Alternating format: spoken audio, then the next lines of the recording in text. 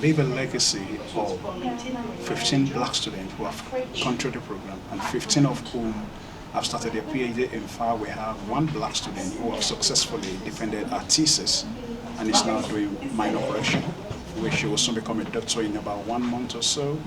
And we have changed culture in this place and at MMU. Those are the legacy that we leave behind. We developed an anti-racist workshop as a byproduct of the program. We didn't set out to do that, but that became necessary as a result of what we observe in the sector.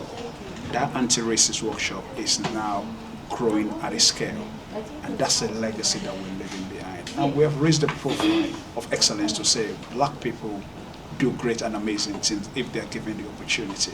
And that has raised a lot of conversation in the sector, and we're just glad that we've been able to do that. Brilliant, congratulations on that. And could you, for those that may not have encountered Aspire, what did you originally set out to do? The goal of Aspire was to mentor black students to do PhDs. What happened was, in 2020, we observed that at that time there was about 22,000 professors in the UK, and less than 150 of those are black people. And the challenge is, if black people are not engaged at that level, it means knowledge production, people who shape policy, people who rise to the zenith of their profession, black people are already excluded at that pipeline. So we wanted to encourage more black people to consider PhD, because that is the gateway to so many things. At the moment in the country, we only have 2 black vice chancellors. At the time when we started, we only have 1 black vice chancellor. Wow. And the idea is this: you can't be what you can't see. Absolutely. When you don't see black people at the highest level possible, it means you can't dream. It means someone like me can't dream. It means my son cannot dream, my daughter cannot dream. And we wanted to change that narrative. And that was what motivated us. And we saw the chance. The Office for Student and Research England brought out a funding call. We applied, and as Providence we have it, that was what Battered Aspire. And that's what we have tried to do, to ensure we provide personalized mentorship that based on the lived experience of a black person.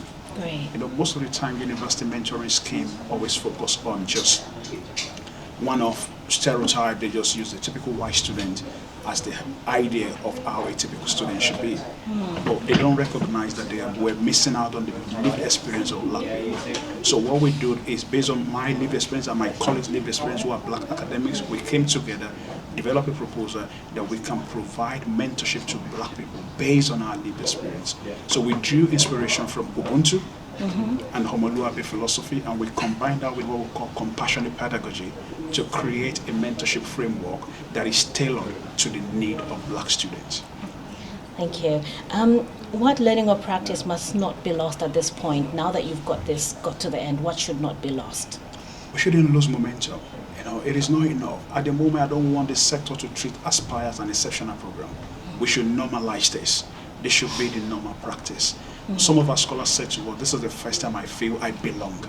So belonging should not be treated as a byproduct. It should be treated as a core of academic performance. When people don't feel that they are part of a system, it becomes a problem.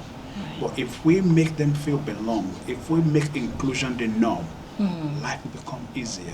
Anybody can dream to become anything they want to be. And this is also institutional level, what you're saying. It's not just community, so at the institutional level. At institutional level, and so that responsibility should be held by institutions. It should be held by institution. In fact, it's not by us.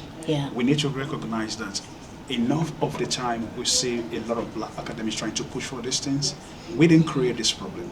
Everybody should rally around this to ensure that we have an equitable and just society. And that can only happen if institutions themselves recognize that we need to be doing more. We're not doing enough. We need to start doing more. Thank you. And how should Aspire be understood in 10 years' time? We want to build a legacy where we'll have more black professors who have passed through the Aspire program. Great stuff. Tell me about your book launch, your book itself. That's an extension of this. So it's Breaking Barriers to Doctoral Education, the Aspire Model for Mentorship and Racial Equity. What's this book doing? The book is just unpacking the story of Aspire. Everything that we've done, we felt it's not enough to just say we've done one intervention.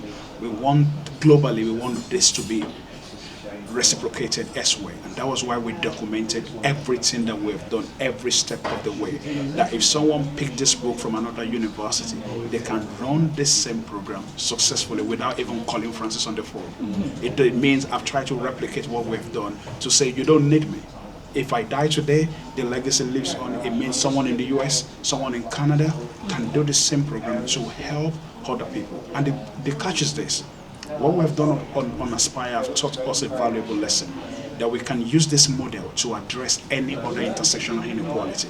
So it's not only race.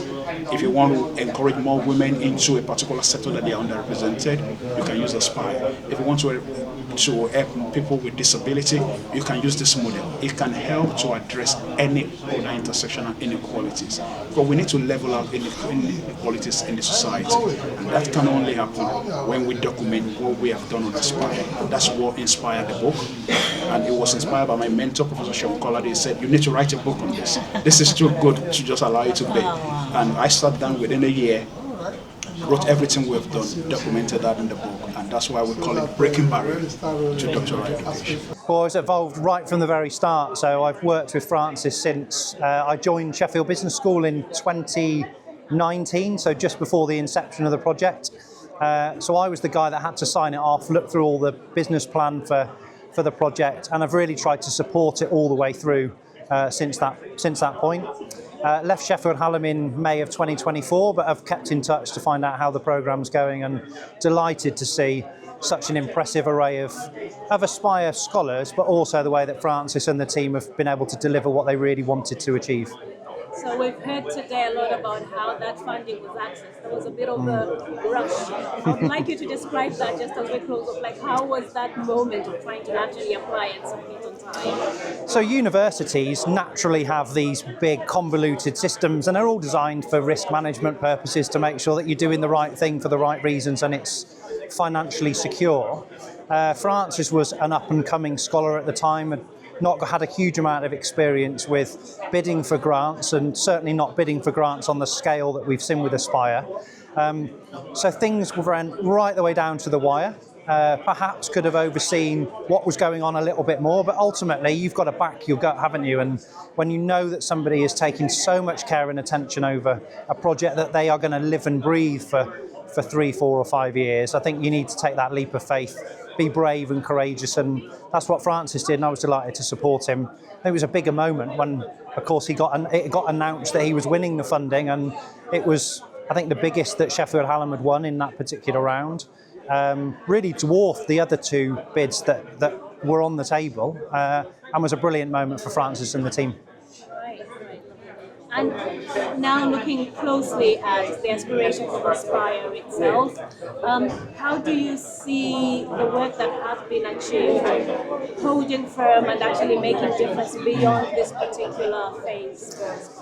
So I talked in my reflection earlier about the ripple effect of change, and change has to start somewhere, doesn't it? And you need those change agents that multiply in number, and I referred to change being like compound interest. So the longer it goes on and the more you're able to invest, the bigger the returns become. And I think that's what we've seen with Aspire. It started off as a very unique and small niche project. 20, 25 students go through that program, and they then start to have an impact on the next wave and the next wave and the next wave. So if we were to reflect on this in 10 years' time, I would really hope that thousands of people have been touched by the program. Whether they've been funded or not is almost inconsequential, because the young leaders and the leaders that Aspire are developing are those leaders that will have an impact in the future and going forward. Is it replicable beyond this university? I think so. The structured way that Francis has developed the project and the methodology that's been used is absolutely replicable, not just within higher education and the post-92 sector where we are today with Sheffield Hallam, but across all parts of the university system, and I would suggest way beyond and into the business community as well, because methodologically it's one of the strongest programs that I've ever seen. Thank you. And as you exit this particular project, any messages to Francis and everybody else who've been working with you? It's really difficult to express how thankful I am of Francis and his leadership and his courage. I provided him with my speech today, and I just wrote 2 words on the top of it for him, and I hope he remembers them. And the 2 words were simply never stop. And that's what I hope he does. This is a really transformational project. It's a path-breaking project, and the book, it captures, the essence, the spirit of the project itself, which is about the transformative power of education, especially at the graduate level. So the way the book challenges the status quo, challenges systems of barrier. We talk about, the pipeline that is broken, that is blocked, that needs to be unleashed. I think it's transformative. I think, way beyond, the life cycle of this project itself is already having resonance. There are now many UK institutions that are asking, Francis, the project leads, to come and deliver workshops. So I think for me, the real power of the book is its capability to change systems, to transform systems, to open access, and then, unleash a process that can have and that we have, multiplied effect, across the higher education sector. So it's huge. It's huge. It's one of those things that you have a river that is blocked, and then you then open up the channel. You don't know what is going to happen after that. So you don't know, what can happen in a positive way. So, and I think that is what, Aspire has done. You can see from the words of the scholars who have been on the program that, what they are doing, what they're empowered to do, is huge. Is huge. And for the knowledge that's been documented in the book, if you could just show the book to the audiences. Yes. Yeah. So here is the book. There's the book. It's beautifully colored as well. Awesome book. But obviously it's more important in the knowledge that it's sharing. So who is this knowledge intended for beyond the immediate Aspire network? Oh yes, I mean, so this the knowledge here is path-breaking for leaders who are genuine about making change happen. I say that, we don't need to find more evidence in order to, to get things done. There's no excuse for inaction. So sometimes you get a sense that people are saying, we want to find out more, we want to know more. The Aspire actually present, more than sufficient information and knowledge to make change happen. So this is for leaders. These are for, for stakeholders across the higher education sector. This is also for parents, of aspiring, scholars. So it cuts across. It's a multi-stakeholder, book that will open minds, and those who are gatekeepers that will engage them, help them to think differently, so that we have, more access, more opportunities for knowledge producers that can really make a difference, because that is what it is. We're really proud of the work that Francis and the team have done around the Aspire programme. It's been a fabulous initiative. It's had a broad impact, not just here at Sheffield Hallam, but also across the sector more widely. People are talking about the challenges, and people are actively addressing challenges and ensuring we have more black scholars undertaking a PhD. So that's really great news. Of course, the important thing is that the programme has a legacy. So we might have come to the end of the active initiatives that are going on, but what does that mean? Not just for Sheffield Hallam, but for the sector as a whole. How have we raised the aspirations of people around us, but also how have we raised the aspiration of leaders and managers in universities to make sure that we continue this really excellent work. Thank you very much. And what responsibility then does the institution like Hallam University now carry as this work particularly concludes? What's beyond it? You said legacy, but what do you mean? Yeah. So I think when a programme like Aspire comes to an end, the sort of formal period of it, it is about thinking, okay, so what did we do? What impact did we have? And then how do we make sure that impact continues? So what are the things that we tried? What worked? What didn't work?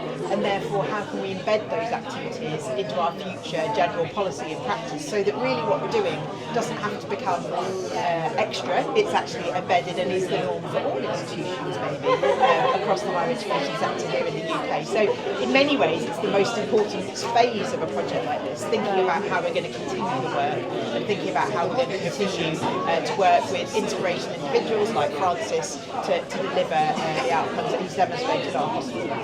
And is it safe to assume that these are active conversations you as Vice Chancellor and anyone else who is a policymaker? Absolutely. So all universities have what we call an access and participation plan, which thinks about access and engagement and participation with higher education. But they focus on undergraduates. And really what we're talking about here is thinking about in the postgraduate context. So I think what I'm saying is it's important to embed those principles, not just at undergraduate context, but also for postgraduates as well, as we've demonstrated we can with the Aspire project. So during the evaluation, we've got plenty of evidence that Aspire works. It was, if you look at the satisfaction levels, the work from the pre and the post surveys, comparing those results, there's an awful lot of evidence in terms of boosting confidence, boosting knowledge, boosting or contributing to how can somebody progress to something they may not have possibly thought in the first place. So I think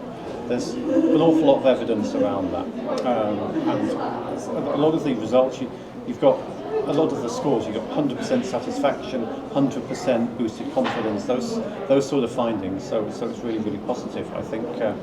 And that's the key when you're doing an evaluation like this across the different years. If Aspire evolved, as everybody evolves, the way it was done, there were changes made and so on. So I'd say, rather than us saying what shouldn't be done particularly, I think it was just more interesting to see how Aspire, how the people running Aspire evolved Aspire. I think it feels like there was a lot more done to boost the community, to boost the feeling of community, sense of belonging and that sort of thing. Right. And at Advanced HE we've recently done some wider work across PhD students, across doctoral students, across the whole sector. And one of the key things that seems to link into their satisfaction is sense of belonging, sense of community. And that is something that is coming through in particular. It feels like Aspire is based on that, certainly in its towards the middle and the end of the programme. It feels that that was a key part of Aspire. And if you look at some of the evidence now, you've got evidence of the Aspire community still in touch, still intact, still coming together. And I think that's been a real key thing of the project, actually. And it's been, as an independent evaluator, it's been really, really impressive to see that sense of community. And so there's plenty of evidence of that. And then wider sector, there's I know Aspire has taken forward some training for the sector overall to set that example. And that's also been really interesting to see across the sector overall. Thank you for the question. Aspire demonstrates the importance of giving everyone a chance to participate in higher education, especially to participate in research, in higher learning, in higher education. And as leaders, and as somebody who's been in the sector for 40 years now, opportunities like Aspire's don't come very readily. It's a program that is structured, highly intentional, to provide leverage for people who want to pursue research in higher education. And I think it's something we as leaders need to encourage and promote. Because as I said initially, the structural system makes it difficult for people of color, especially people from the African heritage, to undergo research in higher education. If I give you an example, that only 1% of professors in HE in the UK are black. And for you to attain a professorial position in this country, you have to undertake a program that takes you from doing your first degree to doing a postgraduate and a research. And the fact that we have paucity of people in that area gives you the kind of program that this Aspire intends to go. And as leaders, we need to encourage this to continue. Thank you very much. And what is it that you feel must be protected or carried forward beyond this program's lifetime as it completes? I think one should know that it calls for intentionality for this to happen. It just wouldn't happen within the norm. We would all want it to happen. But it's that intentionality that says, if you want to give people from the black heritage an opportunity, we need to do more than we are doing now. And I think for this to continue, leaders like myself in institutions, government UKRI, Research England, and all those that play an important role need to take this kind of program seriously and look into the successes that have been achieved. And we would all collectively want to support this to take it forward. And taking it forward means taking it forward in each of our institutions. And as leaders, we need to make sure that our backdrop in our research programs offers an opportunity and reflects on some of the successes coming from this program. Well, it's been a brilliant program to be involved with. It's been one that you have to, you're compelled to be involved with because of what it's trying to achieve, because of the facts that are really stark in terms of black access to doctoral study.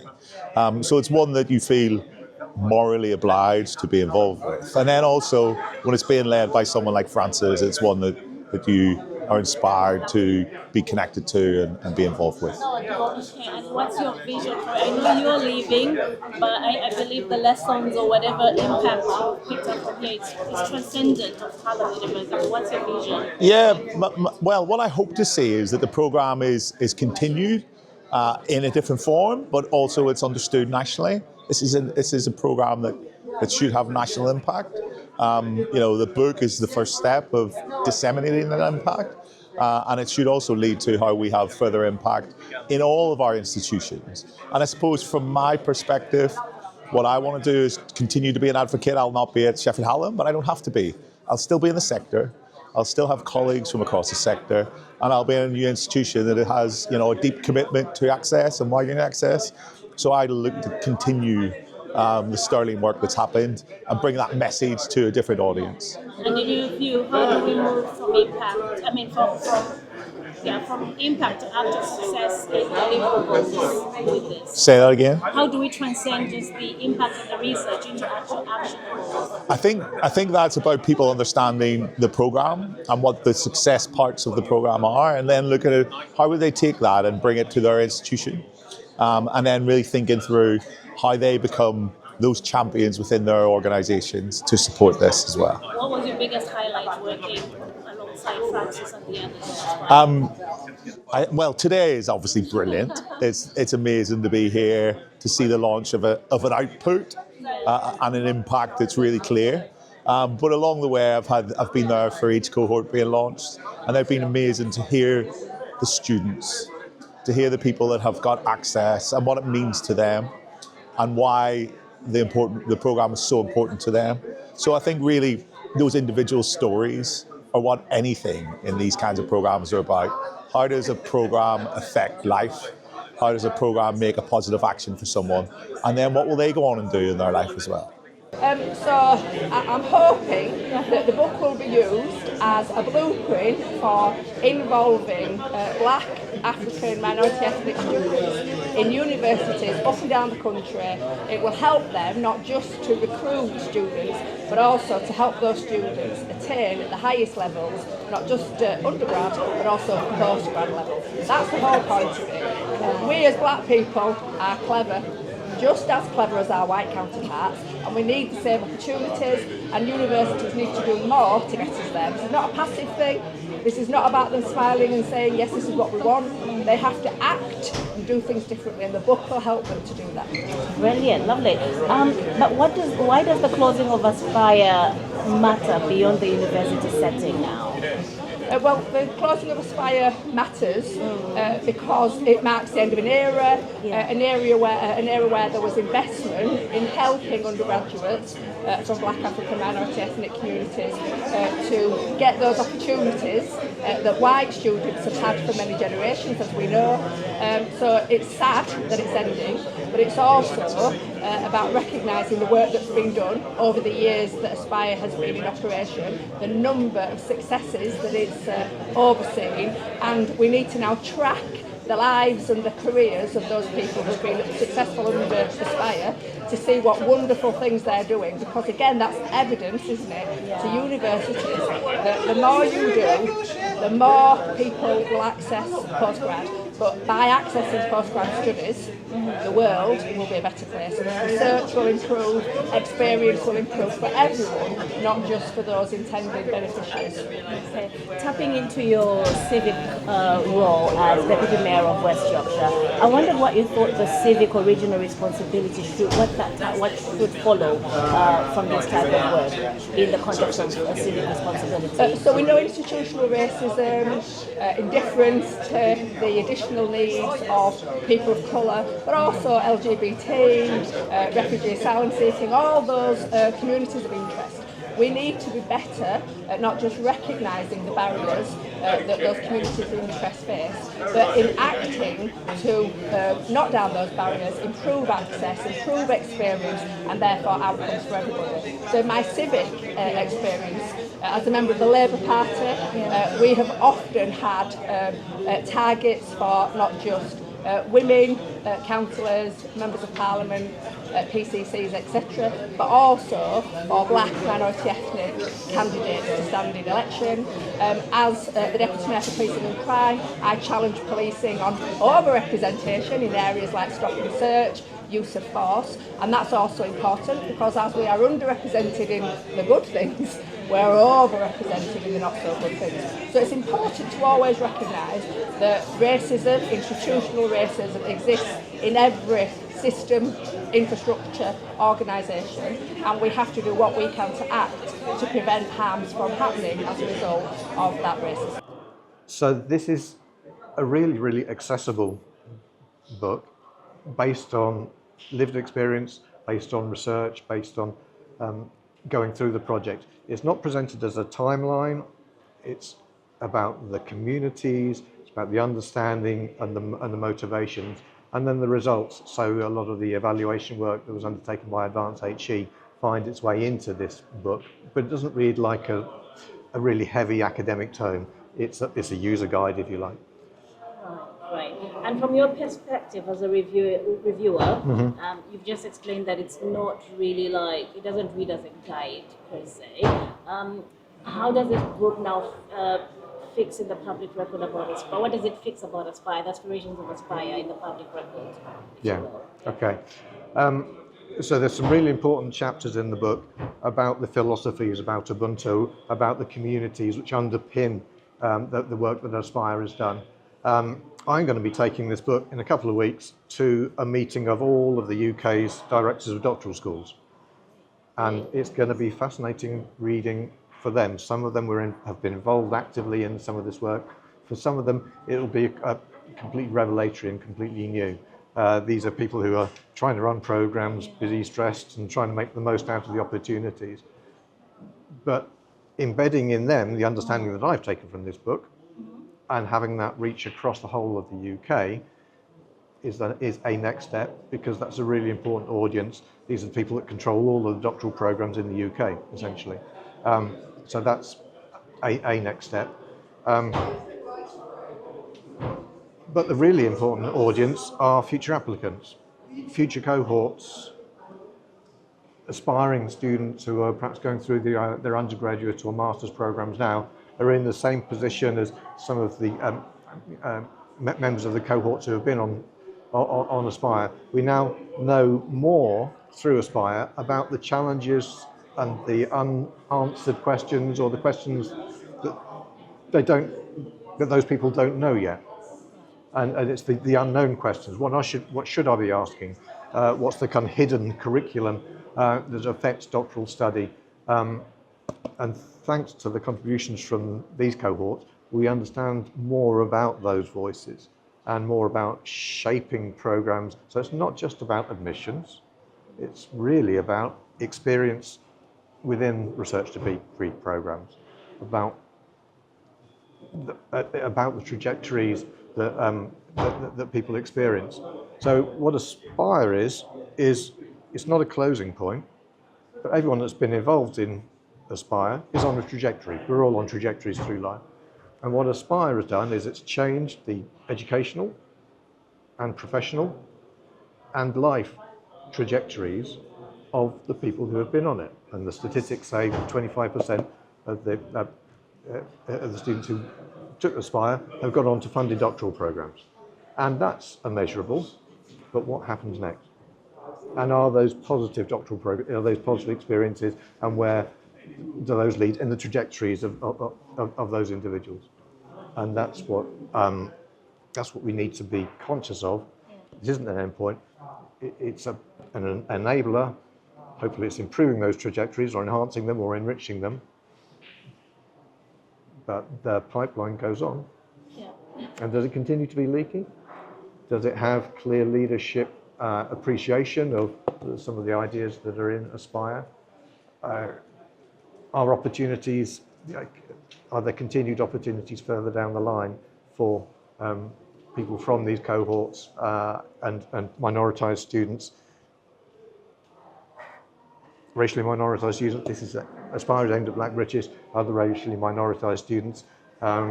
We've also got economically challenged students, and the opportunities that they get are different.